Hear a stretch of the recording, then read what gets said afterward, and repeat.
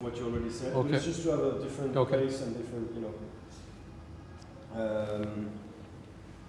So and you can make quite short answers because it's going to be backed by the. Okay. Okay.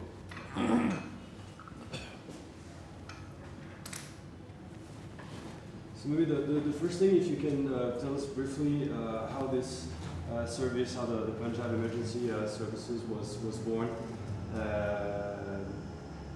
as a startup. We started the Punjab Emergency Service in October 2004. It started as a pilot project from Lahore, and after the success of the system, it is now expanded to over 12 cities of Punjab. So this covers how many people more or less nowadays?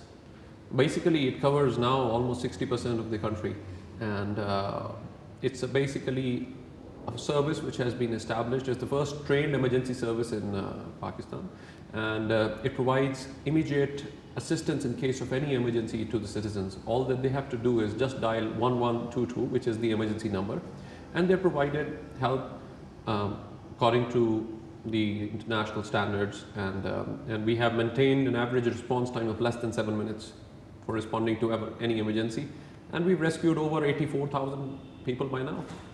And this is a service which is provided for free to any people. Anyone can call and will be rescued in 7 In case of any emergency, anybody can call just the emergency number, and all people will be treated the same way, and they are given full care and proper treatment and rescued in case of any emergency. So would you say the success has been guided somehow by the fact that the people have accepted, have been convinced by the service? Oh yes, oh yes. I think our performance and the best people who can give you a feedback are the victims who have been rescued, and it's the public who have seen the performance of the service. And even during any situations, they generally always respect the service, and they say this service is there to help us, so we must respect the service. And if people now respected and started giving way to the vehicles, and even during crisis situation, they would definitely respect the service and help us in providing help to the victims who are injured. Now before, I understand that now there are results to show, so it's easier to get people convinced, but at the beginning it must have been quite hard. What made you go through the beginning? What made you actually choose to develop this program? Well, personally, on a personal level. On a personal level, I'm a trauma surgeon. I'm an orthopedics and a trauma surgeon, and when I used to see the victims coming in, and there was no system of helping them, and they were giving them the pre-hospital emergency management. So there was no system to rescue them at site, and there was no system for transportation. So in case somebody had a spinal injury or anything else, by the time they would make it to the hospital, if they were not disabled, they were lucky. So looking at all those things, we felt a need, that there was a need to have a trained emergency service which could help people in case of any emergency, whether it be a road traffic accident, whether it be a building collapse, whether it be an explosion, or any other incident, hazard material incident. We should be able to save them, we should be able to properly rescue them, and then ensure the safe transportation and save most of these people if we can. So it was a difficult situation. We tried a number of programs. We tried to revive our old departments like the civil defense, some of the other model trial programs we ran with the police, but their own focus was different, and they were not ready to accept full responsibility. So anything doesn't work out if you don't take full responsibility. So we needed to establish a new system. Finally, our government, the previous government, started this program and got on board and convinced. Once they were convinced, they started the program, and looking at the results, they approved the expansion, and we started with less than 200. Today we have a strength of over 3,500, and from one city, now we are in 12 cities. So I think that's within such a short period of time, within 3 years, you can see the expansion, and in spite of all that, we have not compromised on the quality. And I think you can also go and witness that quality of the services. Still we try, and if there is any weakness which is noticed in any incident, we try to improve it and try to establish new guidelines according to any new emergency that we have to deal with. And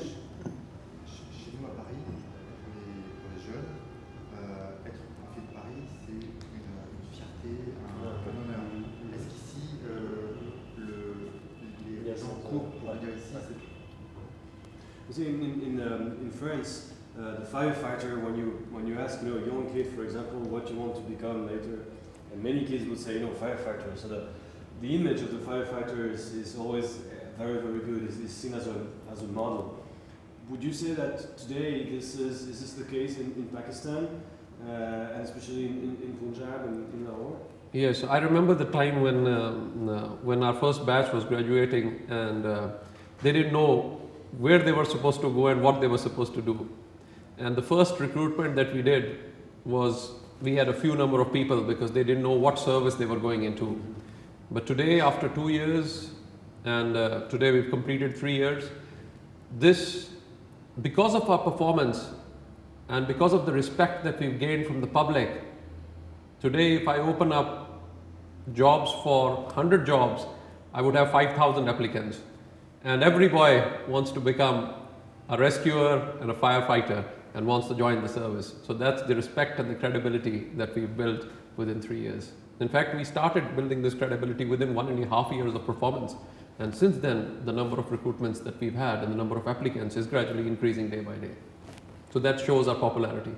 So your publicity is done actually by your work itself. Yeah, the work itself. The work and that's what I believe in. I think the work should speak for itself. And that's what I believe in. How would you analyze also, because there is, people who don't know Pakistan, seeing it from outside, they would say, well, it is an emerging country or a third world country, and very modern rescue services might be too expensive maybe for the country, for the population. But apparently you've proven that it is possible in Pakistan to have this kind of services. What would you say are the keys to this success? Could it be replicated in other areas, in other places, not only in Pakistan but also in other countries which have the same level of development? I'd like to say, when there is a will, there is a way. So you can see that everybody used to tell me when they were starting this service, oh, you're starting such an expensive project, it's going to be this. But we've done a cost-benefit analysis for every activity that we do. When we started the pilot program, for a city of over 8 million population, we just started with 6 stations and 14 emergency ambulances and 2 rescue vehicles. And we've maintained an average response time of less than 7 minutes just because of our strategic placement of stations, strategic places where we park our ambulances. We deal with rush hours by relocating our ambulances, and just because of our effective management with only less than 200 emergency rescuers, we maintained all these standards. As compared to what the fire service was earlier, they had 13 stations, a staff of over 425, and the response time was half an hour. So you can see how effective management can improve. One thing. Second is that we not just work to respond to emergencies, we're now focusing on building safer communities. Because it's an integrated model legislation that we've introduced in which emergency preparedness, response and prevention go together. Whatever emergencies that we deal with, we prepare ourselves to improve our response, but at the same time, each emergency that we respond to, we collect the data, we analyze it, we do research so that we can send it for prevention purposes, and we give it to a higher body, which is the Punjab Emergency Council, where all the key stakeholders of the province are sitting there. We present the data and say why an emergency took place. So why can't we work towards a prevention? So you see that the overall impact in the way we responded with such limited resources and kept it very cost effective, and at the same time we are working towards prevention so that we can reduce the thing. At the same time, I think you're talking about the cost. When we went to the hospitals, they had 70 ambulances, but they were not being used effectively.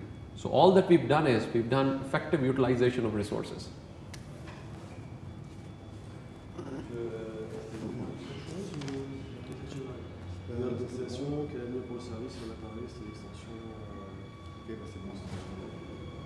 I think we've covered pretty much all we wanted to. So, but I'd like to, I'm just going to go to the... If there's anything you want to add? Yes. I think it's unfortunate that the image of Pakistan, which has been created outside, this is, it's not Pakistan, the image that you see outside is just the neighboring belt with Afghanistan. and the tribals and the other systems that you see is just that tribal area.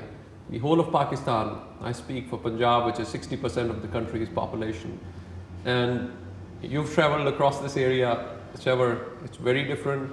We have the modern services and everything, which is now being replicated to the other provinces. But because of the traditional things in Afghanistan, they've been like that, and they have traditions which are very different from the rest of Pakistan, but that's not the image of the total Pakistan. So just a neighboring small state does not portray the image. Pakistan is very different, and I am sure that even if you travel, probably certain areas of New York you won't be able to go, but I can assure you, if you travel across Pakistan, Punjab, Sindh, the other areas, you can travel anywhere without any problems. So that's the image that I hope that you will be able to convey to the others as well. And so then I will thank you for being here. Thank you very much for your welcome.